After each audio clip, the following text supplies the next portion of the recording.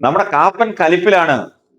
അതെ, മാണി സി കാപ്പൻ തന്റെ ആവനാഴിയിലെ മുഴുവൻ അമ്പും എടുത്ത് വയറ്റിയിട്ടും പാലായിൽ ചെറുവിരൽ പോലും കുത്താൻ സാധിക്കാത്ത വിഷമത്തിലാണ് കാപ്പൻ. അങ്ങനെയാണ് കാപ്പൻ കട്ടക്കലിപ്പിലായത്. പാലായിൽ 2021 കാലാവസ്ഥ അല്ല ഇന്ന്. ഒരുപാട് വെള്ളം മീനച്ചിൽ ആറിലൂടെ ഒഴുകിപ്പോയി.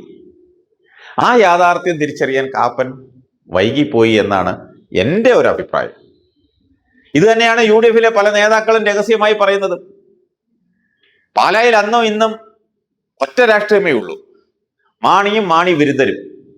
ഇപ്പോൾ ജോസ് വിരുദ്ധരും എന്ന് മാത്രം. അത്രേ ഉള്ളൂ വ്യത്യാസം. മാണിയുടെ കാലശേഷം അത് 2 തവണ വിജയം കണ്ടു.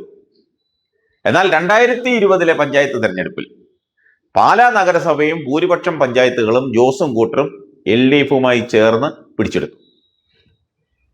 നിയമസഭാ തെരഞ്ഞെടുപ്പിന് മാസങ്ങൾ മാത്രം അവശേഷിക്കവേ ഈ തദ്ദേശ തെരഞ്ഞെടുപ്പിൽ ജോസും കൂട്ടുകക്ഷികളും മിന്നിച്ചാൽ രാഷ്ട്രീയ ചിത്രം മാറുക തന്നെ ചെയ്യും. അത് നാളെ അറിയാം. എങ്ങനെയും ജോസിനെയും കൂട്ടരെയും തകർക്കുവാൻ UDF സംസ്ഥാന നേതൃത്വം മൊത്തം പാലായിൽ തമ്പടിച്ചാണ് തന്ത്രങ്ങൾ മെനഞ്ഞത്. ആകെ കൂടി മറുവശത്ത് ജോസ് മാത്രം. ഇപ്പുറത്താണെങ്കിൽ ഒരു പറ്റ നേതാക്കളായിരുന്നു. KPCC പ്രസിഡന്റ് കണ്ണൂർ വിട്ട് പാലായിലെ ഗ്രാമാന്തരങ്ങളിലേക്ക് ഇറങ്ങിച്ചെന്നു.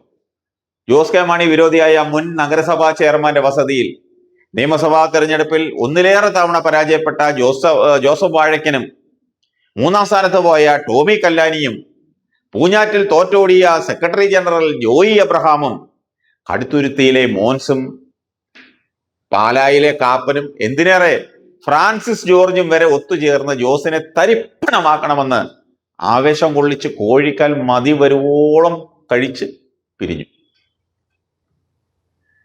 40 വർഷമായി മാണിക്കാർ ഭരിക്കുന്ന നഗരസഭ പിടിക്കുവാൻ ഇറങ്ങിയ UDF-ന് എല്ലാ വാർഡിലും സ്ഥാനാർത്ഥിയെ പോലും നിശ്ചയിക്കുവാൻ കഴിഞ്ഞില്ല. ഈ തെരഞ്ഞെടുപ്പിൽ മിക്കയിടത്തും റബലുകൾ. കോൺഗ്രസ് കൗൺസിലർമാർ തമ്മിലുള്ള മത്സരം നയന മനോഹരമായിരുന്നു. എല്ലാ വാർഡിലും ഭാര്യ ഒരിടത്ത് മത്സരിക്കുമ്പോൾ ഭർത്താവ് മറ്റൊരു വാർഡിൽ റിബലായി രംഗത്ത്. തെരഞ്ഞെടുപ്പ് ദിവസം ബൂത്തിൽ കിടന്ന് കോൺഗ്രസുകാർ കൈപ്പത്തി കൊണ്ട് തമ്മിൽ ചെകിടടിച്ചു പൊട്ടിക്കുന്ന ശബ്ദ കോലാഹലം. UDF സ്ഥാനാർത്ഥിയെ നിർത്താത്ത 3 വാർഡുകളിൽ ചില പ്രത്യേക സ്വതന്ത്രന്മാരെ പിന്തുണയ്ക്കുവാൻ അവസാനം അങ്ങ് തീരുമാനമെടുത്തു. ഇതിലൊരു സ്ഥാനാർത്ഥി കഴിഞ്ഞ പാർലമെന്റ് തെരഞ്ഞെടുപ്പിൽ തൃശ്ശൂരിൽ വോട്ട് ചേർത്ത് കൈപ്പത്തിയെ 3-ാം സ്ഥാനത്ത് എത്തിച്ചയാളെയാണ്. അടുത്തയാൾ കോൺഗ്രസിൽ തുടങ്ങി BJP വഴി CPM വരെ മുഴുവൻ പാർട്ടികളിലും ചേർന്ന് മത്സരിച്ചവനാണ്. ഇവരെയൊക്കെ ചുമക്കേണ്ട ഗതികേടിലായി കോൺഗ്രസും UDF-ഉം. അവിടെ കൊണ്ടൊന്നും കളി തീർന്നില്ല. സ്വന്തം വാർഡൊന്ന് പിടിച്ചെടുത്ത് കരുത്ത് കാണിക്കാൻ പഠിച്ച പണി എല്ലാം പയറ്റുകയാണ് കാപ്പൻ. തുടക്കം 151 വോട്ടർമാരുടെ പേര് നീക്കം ചെയ്യുവാൻ പരാതി നൽകി. രേഖ നൽകിയതോടെ അവരുടെ വോട്ടവകാശം തിരികെ ഉറപ്പാക്കി.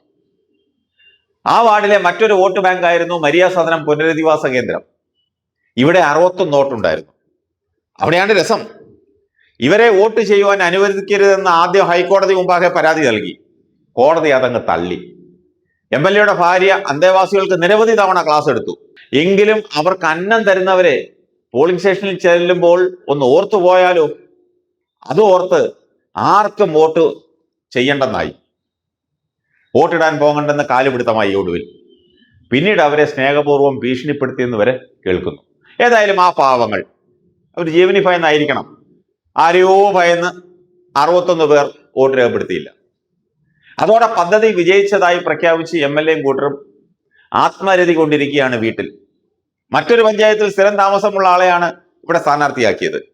എതിർ സ്ഥാനാർത്ഥി നിലവിലുള്ള കൗൺസിലറുടെ ഭാര്യയും. പോര് ജഗപൊക്ക.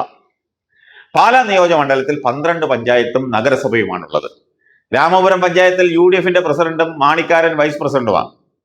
മുത്തോലിയിൽ കേവല ഭൂരിപക്ഷം ഇല്ലാതിരുന്നിട്ടും BJP ഭരിക്കുന്നു. കൊഴുവനാൽ, കരൂർ, മീനച്ചൽ, എലിക്കുളം, തലനാട് പഞ്ചായത്തുകൾ മാണിക്കാരും മറ്റു പഞ്ചായത്തുകൾ UDF-കാരും ഭരിക്കുന്നു.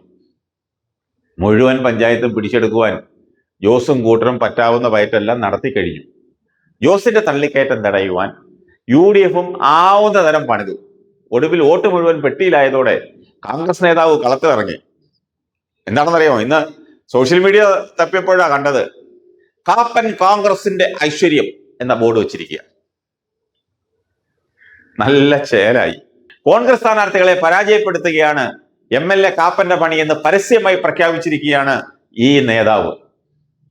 ഏതായാലും നിയമസഭാ തെരഞ്ഞെടുപ്പിൽ എന്ന പോലെ ജോസിനെ കൂടെയുള്ളവർ ചവിട്ടിയില്ലെങ്കിൽ പാലായും കോട്ടയും വീണ്ടും ചുവപ്പണിയും.